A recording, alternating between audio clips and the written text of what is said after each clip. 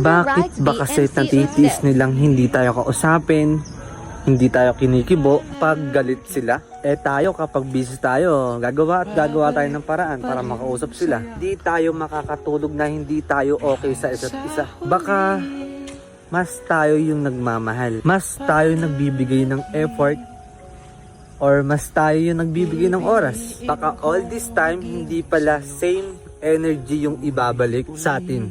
But basta sa sarili ko, alam ko yung ginawa kong tama. Alam natin yung ginawa natin tama sa kanya. Nagmahal tayo, binigay natin yung lahat para mapasaya siya. Pero deep inside, malaman natin sa huli na di pala niya na-appreciate lahat ng ginawa natin sa kanya. Yes, tama yung narinig nyo. Sadyang may mga tao talagang hindi nakaka-appreciate ng pagmamahal nyo. O pagmamahal ko. Anytime, talaga kahit na ibuhos mo pa yung pagmamahal mo sa kanya, kung hindi naman niya na-appreciate lahat yung ginagawa mo.